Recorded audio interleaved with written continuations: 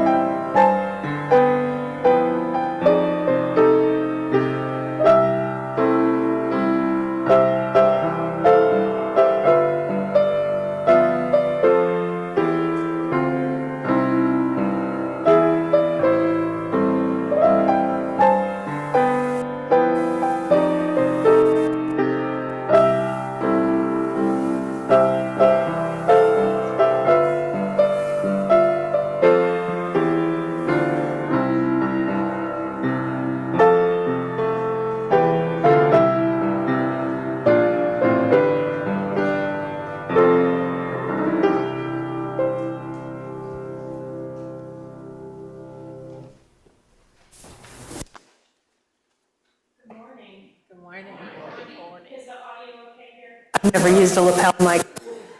Okay. Emily, beautiful as always. Thank you so much. So good morning and welcome to the Unitarian Universalist Congregation of Lynchburg. We are glad you are here. Wherever you are, whatever your beliefs, whatever your age, whatever your gender identity, and whomever you love, you are welcome here. As we work together for justice, compassion, and peace, we also acknowledge with humility that our buildings sit on many. Oh, wow. Thank you. That our buildings sit on Monacan land. My name is Joan Lewis-Yoder. I've been a member here for about 8 years, and I'm on the Sunday Services Committee and the Connections Committee. If you are with us for the first time on Zoom or in the sanctuary, we're glad that you chose to be here this morning to participate in the service for this congregation that we love so much. If you would like to receive our monthly newsletter and Friday email updates, please fill out the virtual visitor card found on our website, uulynchburg.org, under Sunday Services, or else you can fill out the yellow card in the pocket in the back of the chair in front of you and place that in the offering basket. This morning, we offer a special welcome to Sarah Quarantoto, representing Miriam's House, our Generosity Sunday recipient.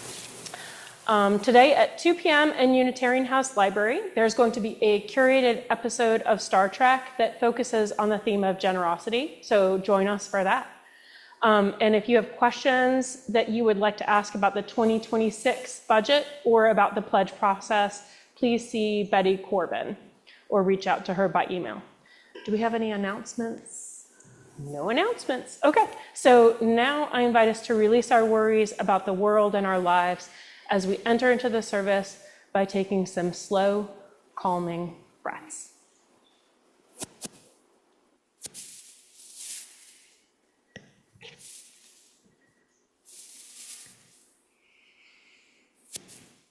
Oh, friends, we're gathered in time and space. Zoomies, say good morning to the roomies. Roomies, say good morning to the Zoomies. It's great to be together. So wonderful to see every one of you today. So let us now light the chalice of our faith. Thank you, Courtney, for helping us. And let us join together in our unison response.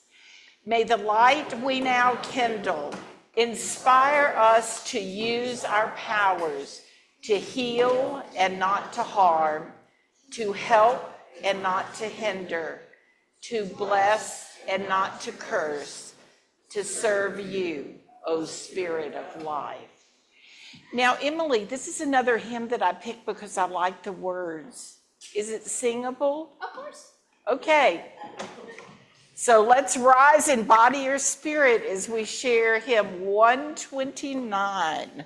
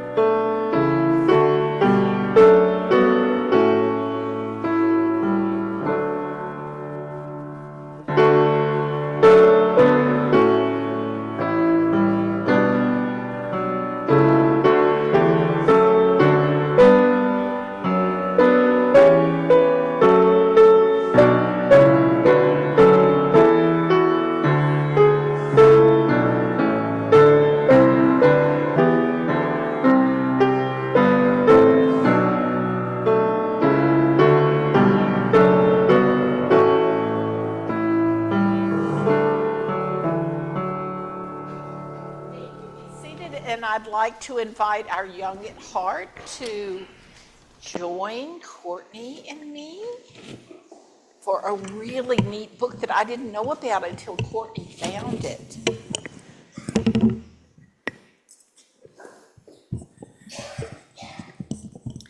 Good morning. Good morning. Good morning. How are you today? Good. Good. All right. All right, so I have a very special book today called Thank You, Omu. Well, let's find out. On the corner of First Street and Long Street, on the very top floor, Amu was cooking a thick red stew in a big fat pot for a nice evening meal. She seasoned and stirred it and took a small taste. "What a delicious stew," Amu said. "Tonight's dinner will surely be the best I have ever had." With that, Amu put down her spoon and went to read a book before supper. As the thick red stew simmered on the stove, its scrumptious scent wafted out the window and out the door, down the hall, toward the street, and around the block, until someone was at the door. When Amu opened it, she saw a little boy. "Little boy," Amu exclaimed, "what brings you to my home?" "I was playing with my race car down the hall when I smelled the most delicious smell," the little boy replied. "What is it?" "Thick red stew." Stew," he sighed. "That sure sounds yummy." Amu thought for a moment. She was saving her stew for dinner, but she had made quite a bit. It would not hurt to share. "Would you like some?" The little boy nodded, and so Amu spooned out some thick red stew from the big fat pot for her nice evening meal. "Thank you, Amu," the little boy said, and went on his way. With that, Amu closed the door and went back to her book. As she read, her thick red stew's scrumptious scent drifted out the window and out the door, down the hall, toward the street, and around the block, until someone was at the door.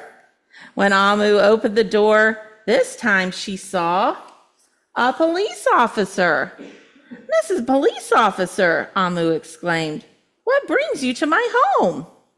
"I was on duty down the street when I smelled the most delicious smell," Miss Police Officer replied. "What is it?" "It's a thick red stew." "Stew?" she said, and her mouth watered. "That sounds mighty tasty." Amu thought for a moment. There was still enough to share. "Would you like some?" The police officer nodded. Once again, Amu spooned out some thick red stew from the big fat pot for her nice evening meal. "Thank you, Amu," the officer said, and went on her way. And so, for the second time, Amu closed the door and went back to her book. Sure enough, though, as she read, her thick red stew's scrumptious scent drifted out the window and out the door, down the hall, toward the street, and around the block, until... Why doesn't she just close her window? Why doesn't she just close her window? That's probably a good idea. Again, someone was at Amu's door. This time when she opened it, she saw a hot dog vendor. "Mr. Hot Dog Vendor," Amu exclaimed, "what brings you to my home?" "Well, I was selling my hot dogs down the block when I smelled the most delicious smell," Mr. Hot Dog Vendor replied. "What is it?" "It's thick red stew." "Stew?" The vendor licked his lips. "That does sound quite delicious." So Amu spooned out some thick red stew from the big fat pot for her nice evening meal. "Thank you, Amu," the hot dog vendor said, and went on his way. Throughout the day, people from all across the neighborhood knocked on Amu's door.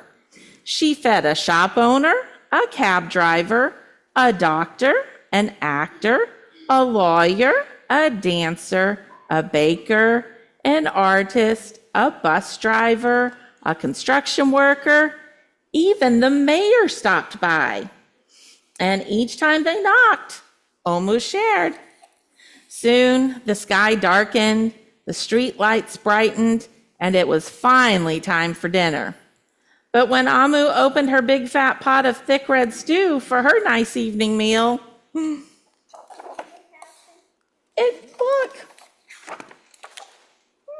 it's empty. Almost sniffled. There goes the best dinner I ever had. Feeling sorry and blue, she sat at the table with her empty pot until... What could that be? Omu wondered. There was no more good smell coming from her apartment.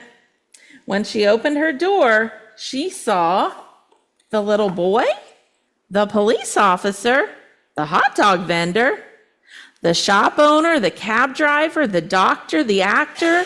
Why, everyone she fed today was at her door. I'm sorry, everyone, Omu sighed. My thick red stew is all gone. I have nothing left to share. The little boy tugged at Omu's sleeve. Don't worry, Omu. We are not here to ask. We are here to give. The police officer carried in a fresh salad.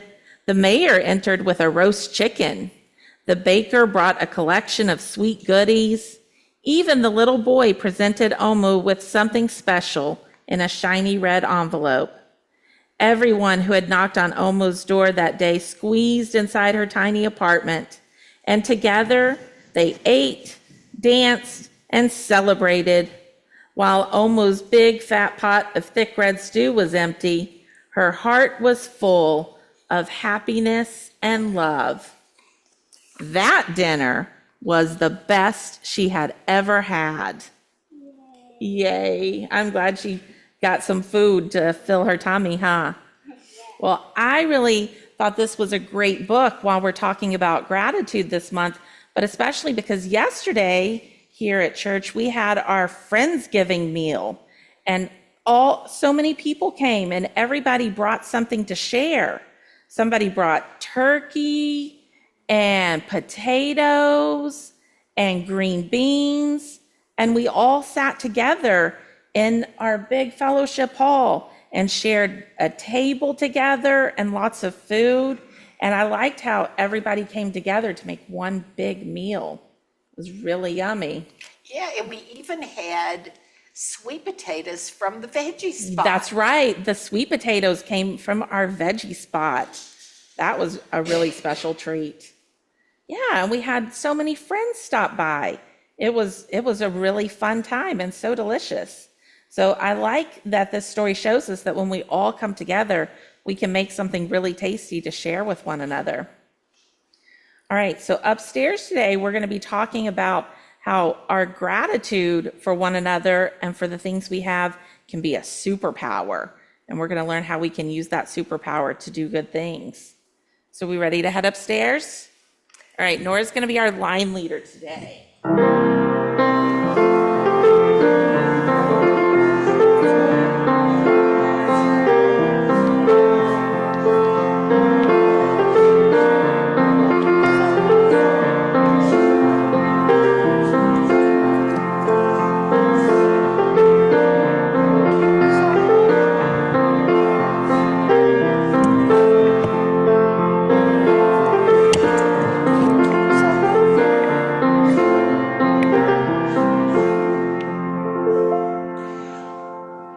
We're so happy this month to support Miriam's House as our Generosity Sunday charity. And Sarah, thank you so much for being here this morning. And if you'd like to come up and tell us a little about Miriam's House, that would be fabulous. All right. Well, thank you so much for having me. Many of you are super familiar with the work of Miriam's House. You guys have volunteered, have come to our events, and I am just so grateful. For those of you who are not familiar, Miriam's House is just a local nonprofit here in Lynchburg. We started in the early 1990s. Really came out of Bev Cosby's vision from Church of the Covenant in wishing to serve homeless women and homeless families in the Lynchburg area. We, for the past 31 years, have provided housing and supportive services to those experiencing homelessness. We believe that housing is a basic human right, that everyone should have access to the safety, the opportunity, and the dignity of a home. So all of our services are offered without preconditions, without expectations of service compliance or anything else. We meet people where they're at, and we work to figure out what it is that they need and want in a home and help them get that. So for our families with children, we help them get back into rental housing, and we help them with those financial upfront costs like security deposits and first month's rent and utility deposit.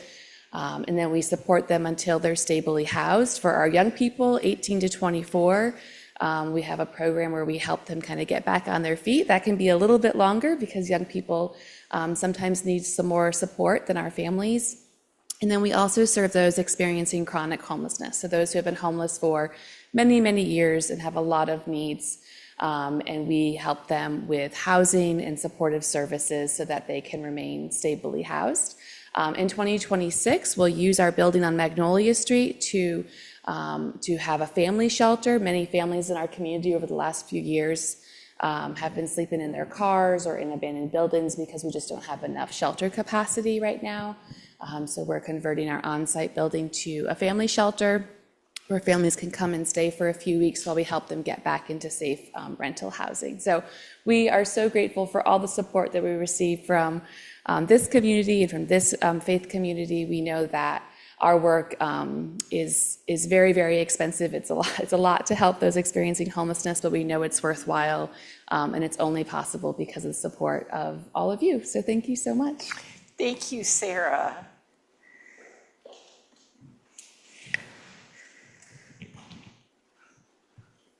We take an offering of our gifts for the work of this community, both within its walls and outside, and also for Miriam's house. And we are so fortunate to be able to support their essential ministry to vulnerable people in our community.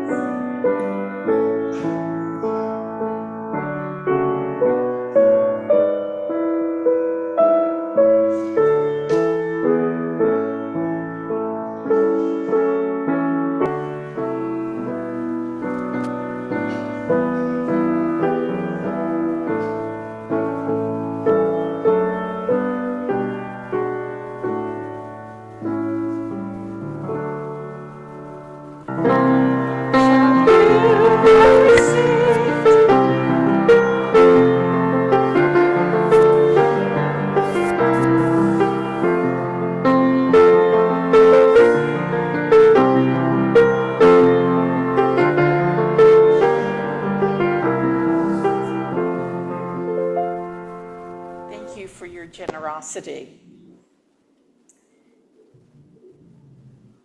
That's an interesting sound in the midst of, hopefully it's not the plumbing. That can be part of our joys and concerns. Each Sunday we share together in the midst of this community.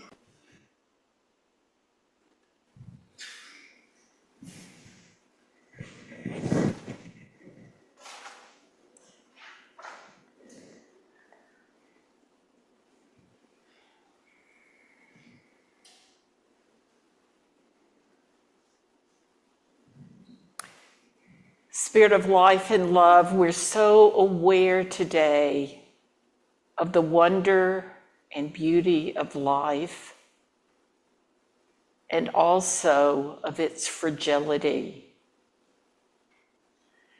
We give thanks for loved ones and friends who have touched our hearts, but who are no longer physically present with us. May we trust that as long as our memories survive, then they are still with us. We hold up today those who are ill in mind, body, or spirit. May they find healing, wholeness, and the care that they need to live a meaningful life. We give thanks for the staff and volunteers of Miriam's house who help give hope to individuals and families who may have lost hope. And in this season of abundance and scarcity, may we spend time trying to understand what others need so that their lives may be as abundant as ours. And may we find the work that is ours to do in the world. This we ask in the name of all that is sacred. Amen.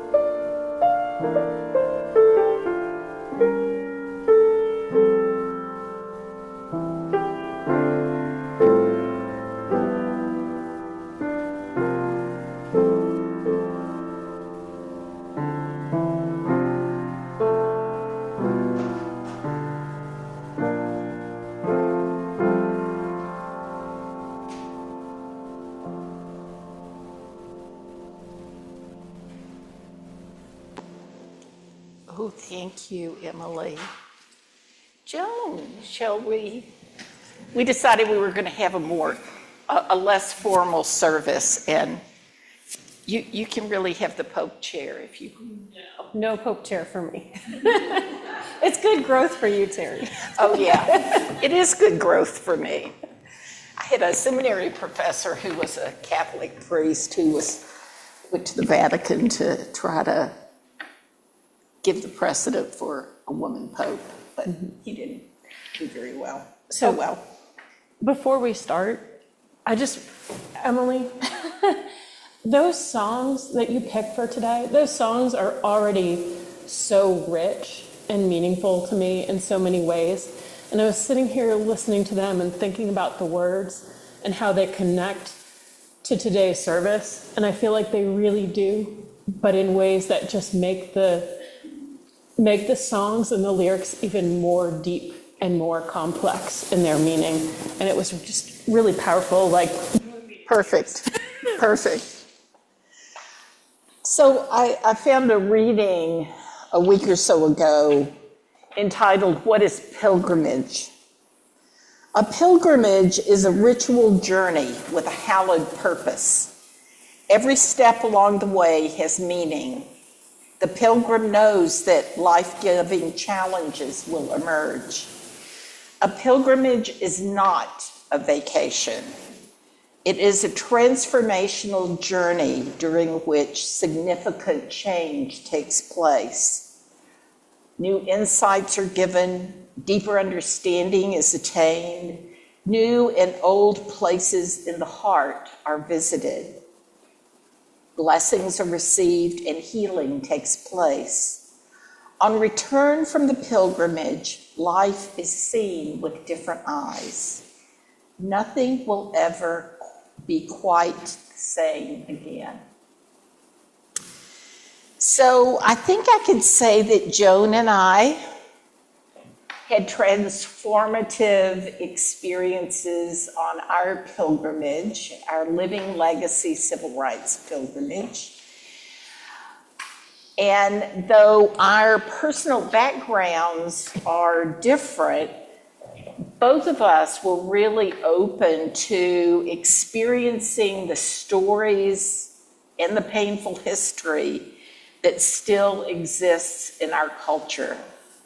It was emotional, challenging, and inspiring, all at the same time, and in different ways for each of us. So we joined the pilgrimage. We had hoped to go a few months ago, but because they didn't have quite enough people, it was pushed back to this fall. So I guess we need to start from the beginning. So why did you sign up, Joan? So the pilgrimage, it started in Birmingham and went to Montgomery and then Selma. And I wanted to go because those are places that I've read about. And every time I read about race and racism, I just feel like I understand so much more about our country and the community that I live in and the community that I'm a part of and create. But when I stop thinking about race, when it stops being an active thing, it just recedes. And I don't like that. I think it's a really important thing. It's tied to my UU values. When we did the Creating Theology Together class, we could not escape from discussions about racism and classism because it's so essential to our experience in this country and in the world. And so I don't want to ignore it. I want to seek that out. I love the idea that this was a pilgrimage too. We were going with a purpose. It wasn't a tour. It wasn't a vacation. It was a journey with a purpose. And I started getting anxious about the trip from the time I signed my name on the dotted line, because I knew I had a lot of unresolved trauma white person's trauma, but trauma nonetheless, about growing up in the Mississippi Delta. And I wanted to go on the pilgrimage. Well, one reason was I had promised Gordon Gibson, who originally started the Living Legacy pilgrimage and was UU minister in Jackson, Mississippi in the 60s, which is where I originally met him. And I wanted to go to honor his work.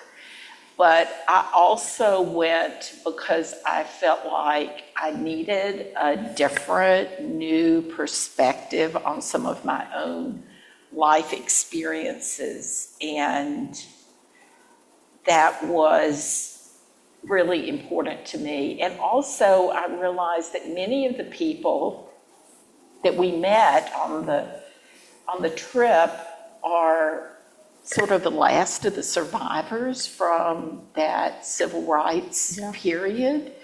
And so meeting Linda, who turned 50, she's written a book. I turned 50. Turning 15 on the road to freedom. And if you know a young person, it is a book that it's a book that you should read too, but yeah, I definitely gave it to my granddaughter as soon as I got home. Yeah, so it was so humbling to be with these people who really put their lives on the line over and over again. Yeah. And then there's the legacy sites, Yeah. which you can explain much better than I can, because I was all emotionally wrapped up in, I mean, every part of the trip was phenomenal, and they're all essential. So it was like we got the itinerary, and I was like, oh, I'm not so interested in this. I'm interested in that. And then we'd go, and I'd be like, oh, well, wow, that was amazing. Every part of it, because it fit together so well. I think the legacy sites in Montgomery were especially impactful for me. So we don't have enough time to talk about all of this. So the National Memorial for Peace and Justice, that's in slang called the Lynching Memorial. So you may have heard of it as the Lynching Memorial. It's in Montgomery, and it's set up by the Equal Justice Initiative, and it's a memorial. They've done research to try to find every person, the name and the date of every person who was lynched in the United States between the end of slavery and the end of the civil rights movement. And so when you walk to the memorial, it is like you go up, it's on top of a hill, and you walk up through these statues that tell the story of capture in Africa and the Middle Passage and enslavement. And you're going up, winding through these stories and incredible statues that are just so painful to look at. And then you get to the memorial, and it is the ugliest thing that you've ever seen. It's called a sculpture, but it is ugly. It's steel pillars with the name of the county where it happened, and sometimes the state where it happened, and the names and dates of the people. So when you walk into this, you're in among these steel blocks, and you're weaving between them. And you're maybe looking for a place that you know, but then your eye catches like a list that has 4 or 5 names of people who were murdered on the same date, people from the same family sometimes, and that kind of stops you. And then you go through and you turn a corner and you start walking down. And so you go from being in among the pillars to they're higher and higher and higher and higher. And then you turn the corner again and you go down steeply. So now they're way up over your head, and you're craning your neck to read the names, and you can feel how heavy these massive, ugly things are, so heavy over your head. And then you get the stories. So it's halfway through before you start getting stories. And it's not everybody, because they don't have, there are thousands of names. And they picked, I don't know, maybe 40 in just one-word sentences about why they were killed. Not who they were as people. You don't get any of that, but you get their name, the date, and the dumber than dumb reason that they were murdered. And I know we all know some of the dumb things. We know why Emmett Till was murdered. We know that. But you read stupid reason after stupid reason, and you realize, like, slavery was over, but there wasn't freedom. And then you turn another corner, and it changes again. And there's this wall of water, and it's just beautiful and achingly sad and beautiful. And they've got, I can't even tell you, like, all the symbolic things. It's just so moving. We talked in small groups every evening, and when we talked about that site, the symbolism was so rich for people, how first you're among the bodies hanging, that these stone pillars are like people hanging. When they're hanging from the ceiling, they're like people being hanged. And that as you walked, for one person, she said that craning her neck like this made her feel like she was being strangled. I felt the weight of all these people, thousands of people murdered for being Black, like for hatred, murdered for that. I felt that weight. But then you emerge from that part of the memorial, and it's not over. There's beautiful statuary, and you're going to see a video. Look for the statue of the men encased in concrete with their arms like this. The title of that piece is Raise Up, and it's about police violence. It's about, hands up, don't shoot. And when you see it, it's like these men are drowning in concrete. And I felt like I wanted to reach their hands where their hands were there, and you want to reach and pull them out. And it also made me think about people drowning on the Middle Passage. And it's just layers and layers of meaning. And you come out of this dark, ugly place, and you're surrounded by such beauty. The care they took to plant flowers and shrubs and celebrate art, it's amazing. And as we were walking back to the bus, from the site, like, you turn back and you look, and the whole memorial, as ugly as it was in the detail, when you step back, it is beautiful. It is ugliness and beauty perfectly merged, because the people there taking care of that site, planning that site, it's a very loving thing. And geez, I can't even explain that. Sounds so weird, but there are coffins, there are replicas of all those stone pillars laid out, and you'll see that too. You'll see that in the video too. And it's a copy of every pillar from every county. It's a copy with the names, and counties can reclaim that pillar for free. If the county does the work to recognize, honor, and come to some kind of reconciliation, they can go and reclaim that pillar and give it a place in their community to show justice, to show their commitment to peace. And Greenville, South Carolina has been working on getting the pillar for their county. It's right next to where my little house is in South Carolina. And they've been working on it for, quite a while. And it's almost like those pillars are resting, waiting for other communities to do their work. Yes. To reclaim the history. Yeah. Somebody in my group, we were talking about that symbolism too, that it's like, here are the bodies hanging and here are the coffins. Come claim your dead and give them the respect that they deserve. It's beautiful. Yeah. So David, I think you have a short video it's still being put together, but this is what we have right now. If you could show it.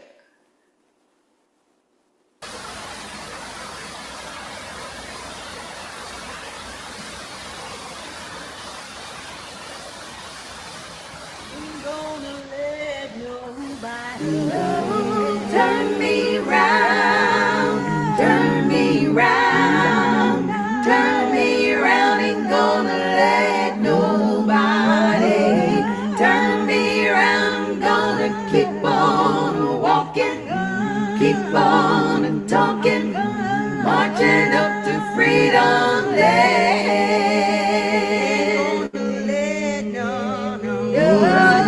Turn me round, turn me round, turn me round, ain't gonna let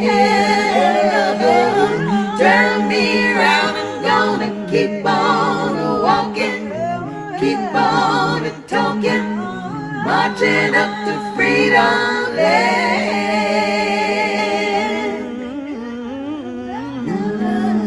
Turn me round, turn me round, turn me round, ain't gonna let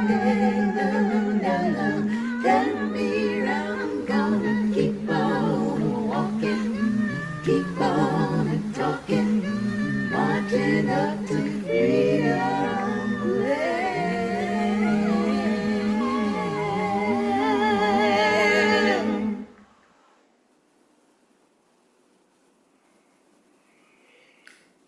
One aspect of the trip that I think helped everybody have meaning, you know, we left that memorial and what we did was sing freedom songs together.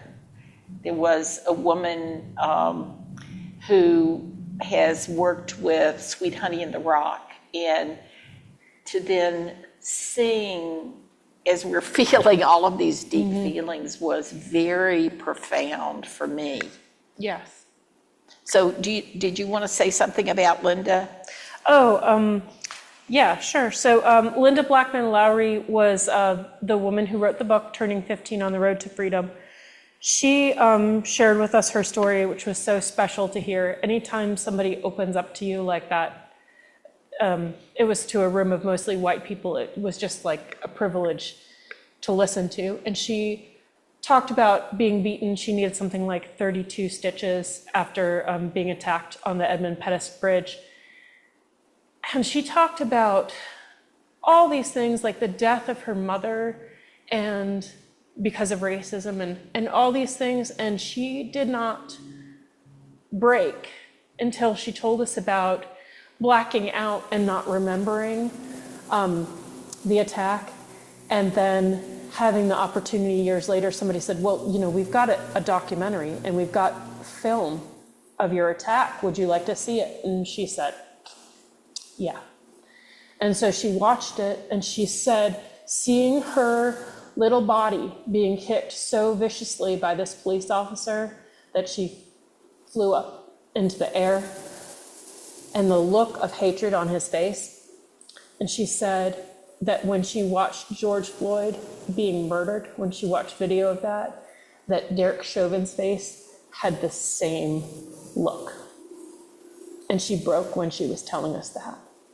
And then she told us stories of love, stories of people that she met that day who were white and black, and who helped her and supported her and made sure that she felt safe and comforted every step as she got to march under protection from Selma all the way to Montgomery. And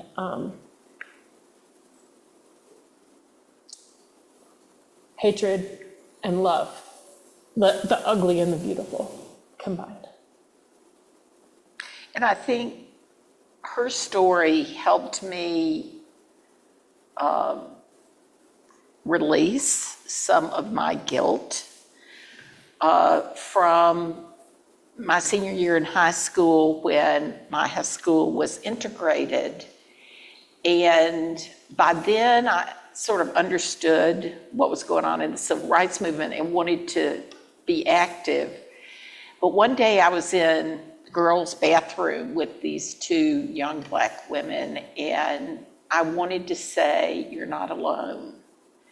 But I knew if I said anything to them that I would be completely disowned, and I would not have any support or anywhere to live, so I said nothing, and I felt guilty about that. But what helped me understand is Linda and all the young people who integrated schools all over the South had a community. So white trauma is different for a lot of reasons, but one of them is those young people went in with training, with their eyes open, knowing that they were supported and loved, and that they were doing this for a reason, for the higher good. Whereas for most whites who got involved or did anything, there was nothing supportive. I mean, my home church had ushers out on the steps to make sure no Black folks came in to church. Church communities weren't like that, but it also made me appreciate our community more, because we still need community to help support us and guide us. One of the things that was really profound for me was actually walking over the Edmund Pettus Bridge. And I had this vision in my mind that it was like this huge bridge, like not the Golden Gate Bridge, but a big bridge. And the walk up the incline from Selma was really not very long.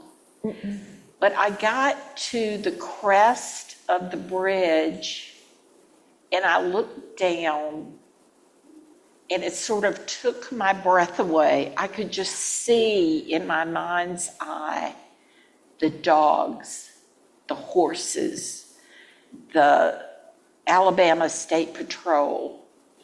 And I thought, what courage it took to just walk over the lip of that bridge, knowing what you were going into. And that was shortly after we had met Linda, and she told us her story. So the past isn't distant. No,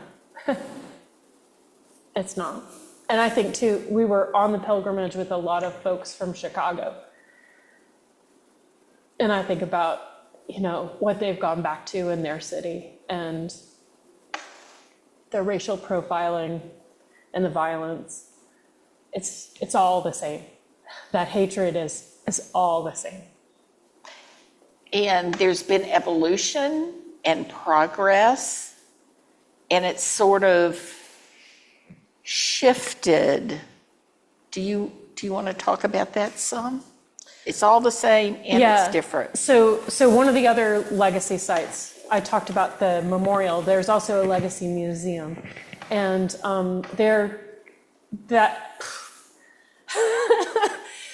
Terry, this is so hard.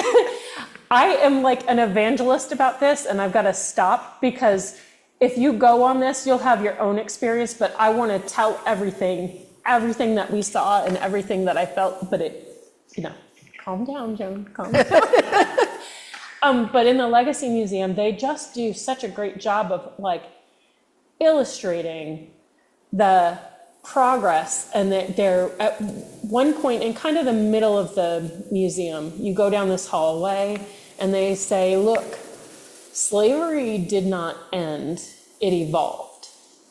And they show you the history: Middle Passage, enslavement, Jim Crow and segregation, racial terrorism, mass incarceration. So they show you that evolution.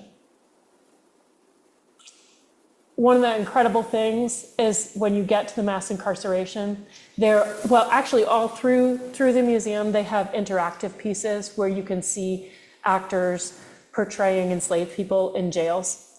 That was so powerful. I'd love to tell you about my experience with that. But at the end, they have these booths and images, videos of people, and you can go, like the people are in prison, you go and you sit down in front of them and you pick up the phone and you hold it and they tell you their story. And I asked one of the guards, because it seemed like everything till that point had been actors. And I was like, this feels real. It feels really real. And I asked one of the guards and she said, oh yeah, these are all real. So that guy, and I listened to his story, and he talked about being in prison for 30 years for a crime he hadn't committed. It was supposed to be for life, but after 30 years, Equal Justice Initiative won his case, and he was freed, and he is now a guard at that museum. She's like, oh yeah, he works here. He's not here today, but he works here. And that woman over there, she works here too, but she just left, and then that guy there, he got a job here recently. Like people who are being freed.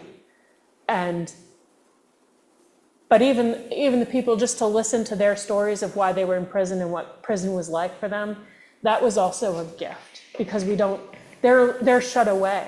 They're locked away, and it felt like it was a gift for them to talk to us. It was also a gift to sit and listen.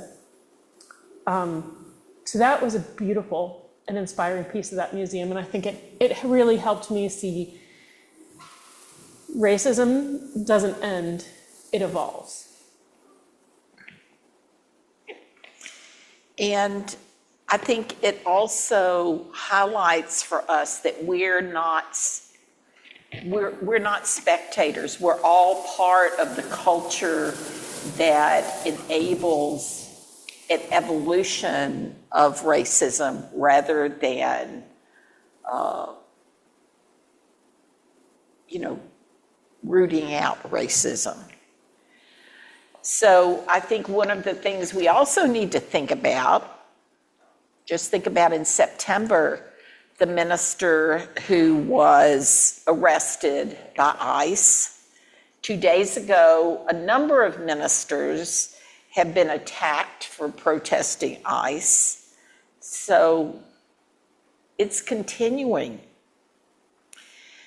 It's easy and safe to not connect history with the present, but it is all connected.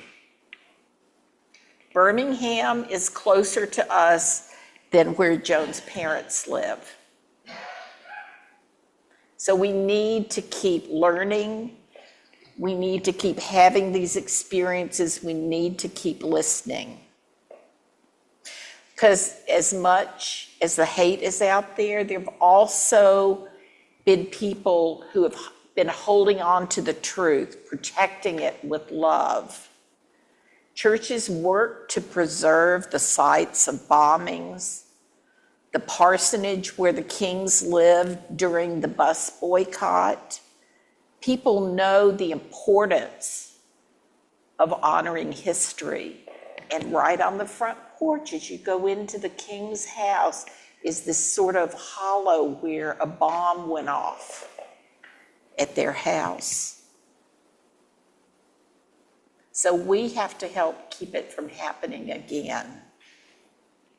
People have guarded the stories, kept the songs, stayed in those communities to build something better. So I want you to say this. Oh, if you go to Selma. Oh, yeah, okay.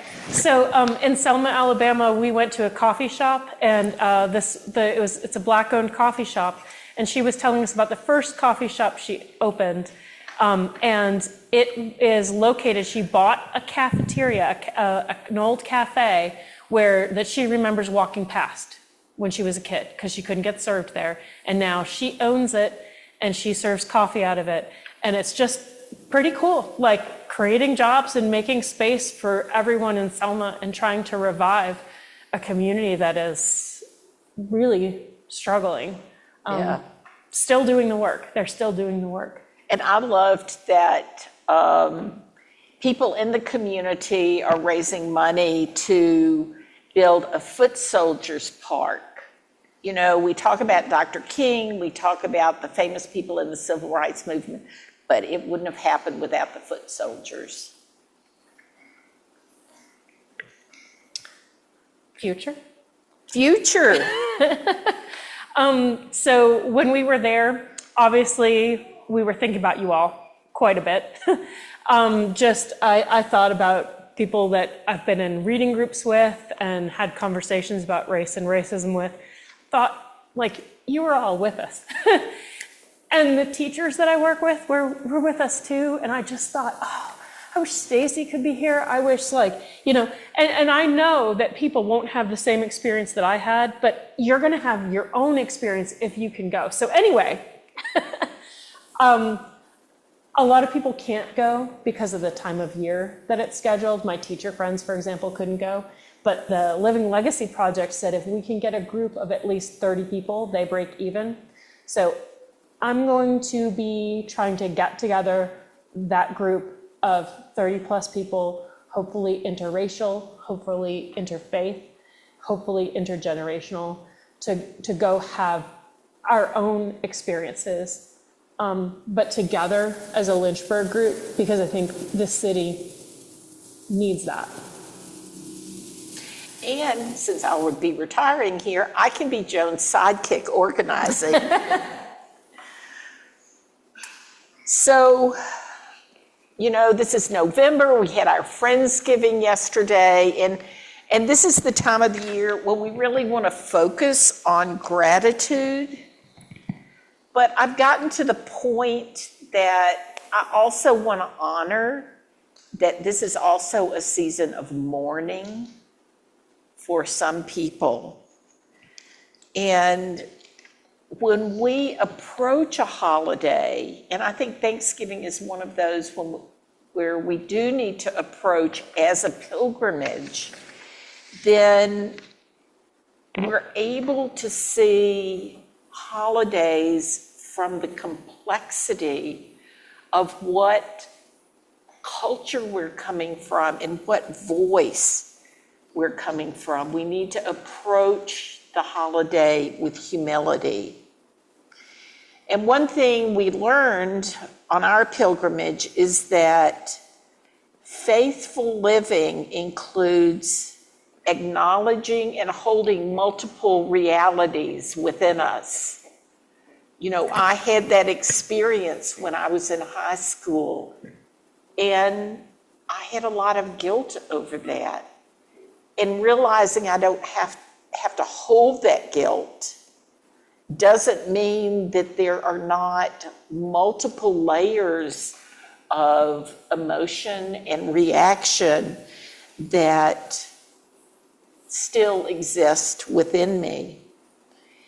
So we exist on the foundation of those who came before. The people who held the truth for us before we were here. And they also helped lay out a map for the journey ahead. So our final hymn articulates the different layers of knowledge and understanding. We need to understand that our community, our lives are connected to those in other places and times who have worked for justice, peace, and love. As we weave together our diverse human family, we find unity in the midst of the diversity. It's all connected. We're all connected. So I invite us to rise in body or spirit as we share our closing hymn.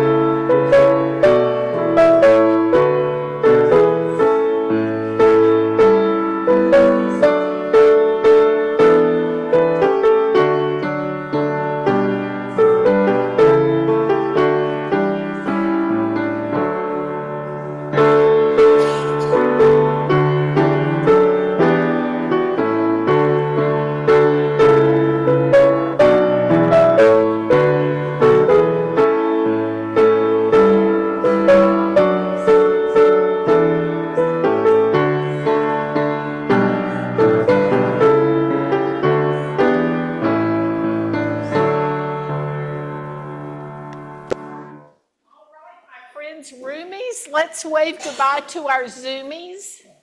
Zoomies, wave goodbye to our roomies. It's wonderful being together. As our service draws to a close, we extinguish the flame of our chalice as we say these words together. We extinguish this flame, but not the light of truth, the warmth of community, or the fire of commitment.